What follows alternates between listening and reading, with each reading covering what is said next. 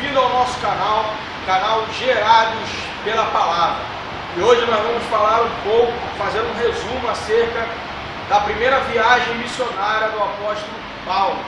Nós vamos ver aqui no livro de Atos dos Apóstolos que até o capítulo de número 12, o livro de Atos era uma evangelização pessoal, que a partir do capítulo 13 vai ser uma evangelização que nós chamamos de eclesiástica.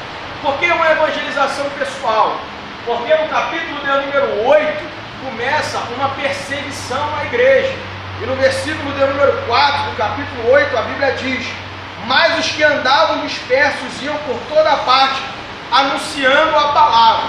Então, na evangelização pessoal, nós vamos ver que eles iam por todas as partes pregando o evangelho por causa da perseguição que dispersou a todos.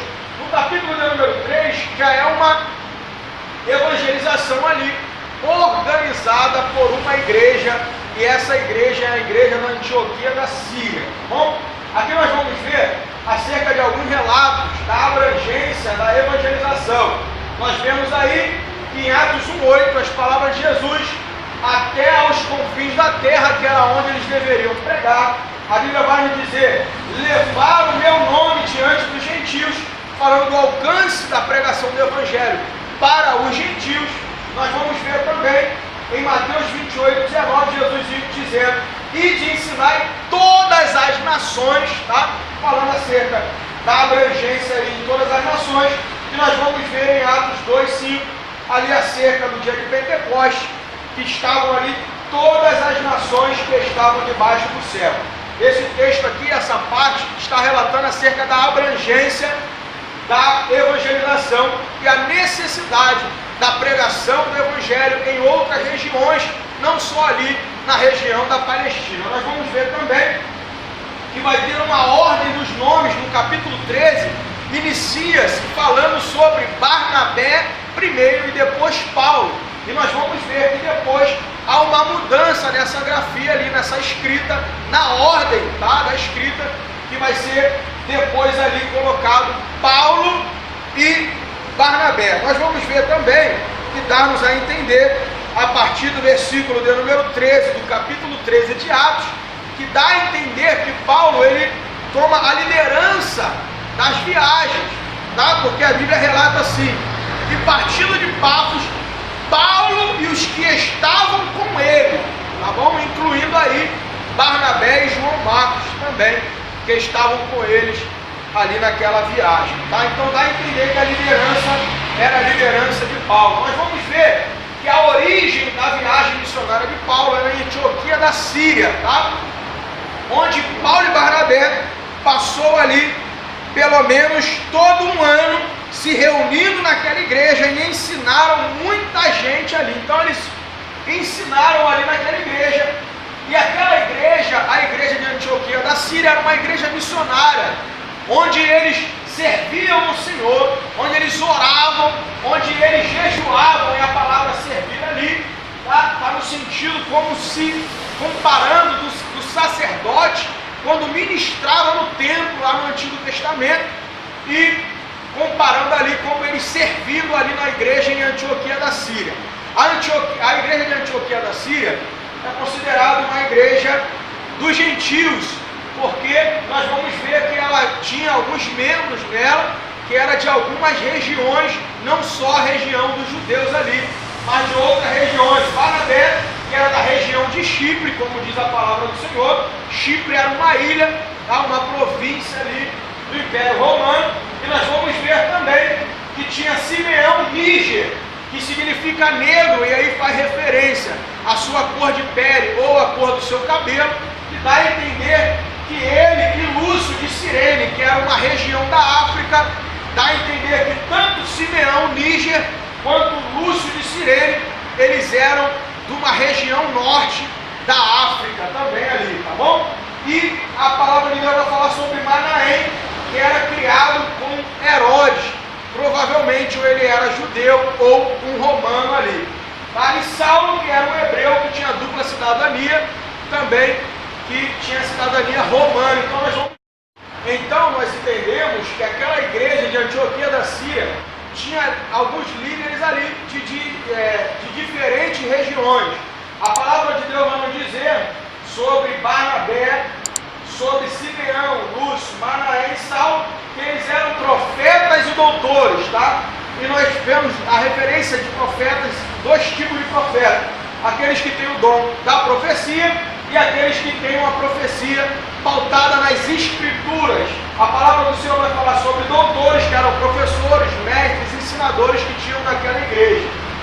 E dentre esses 5 aqui, profetas e doutores, o Espírito Santo manda separar, apartar, tá? Estabelecer uma linha divisória ali, uma separação para Barnabé e Saulo, tá bom? E nós vemos aqui que nessa missão, nessa viagem missionária, a função da igreja, a função dos missionários e a função do Espírito Santo. É interessante nós analisarmos no capítulo 3, versículo 1 ao 4, que o Espírito Santo, ele fala, ele separa e ele envia, tá? A Bíblia vai dizer assim em Atos capítulo 13, no versículo de número 2: e disse o Espírito Santo: apartai-me a Barnabé e Saulo. E disse o Espírito Santo: fala.